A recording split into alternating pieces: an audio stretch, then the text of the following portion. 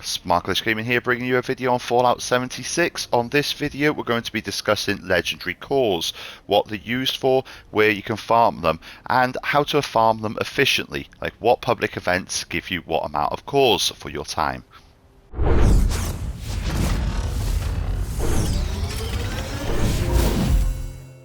So the infamous legendary core, which once you collect will appear in your miscellaneous tab, can be used for crafting either re-rolling weapons, so you can actually make a good weapon if you wanted to, and also re-rolling your armor.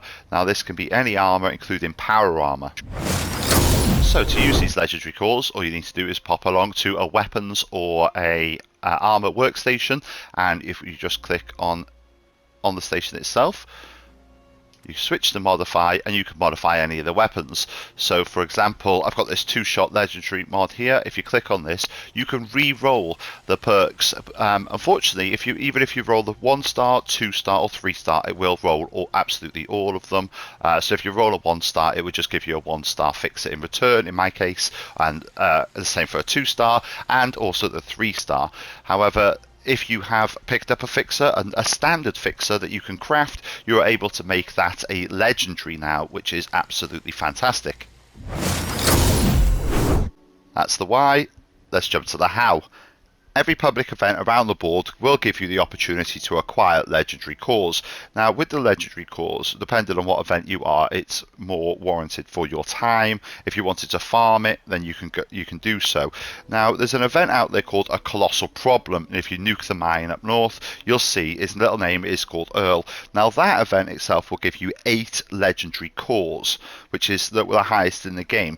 The only one that joins with that is an event called Encrypted, which is the Sheepsquatch event. That also gives you 8 legendary cores. Now, Scorched Earth, this is a surprise for a lot of people who don't actually know. Scorched Earth is the Scorched Beast Queen, but that only gives you 5 legendary cores as opposed to the 8. So it's a lot more profitable for you to farm Encrypted and a Colossal Problem than it is the Scorched Queen. However, if it's in the world, do it. You might as well. It's not a problem at all. Project Paradise.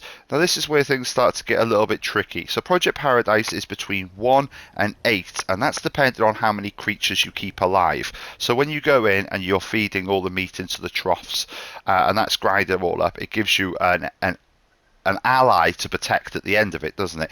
And if you've got this ally, what you can do, if you keep all 3 allies in the room, it will give you the most rewards as opposed to just keeping 1. So just bear that in mind. If you're with a good team, then most definitely farm that. If you're on your own, it's not really worth it that much.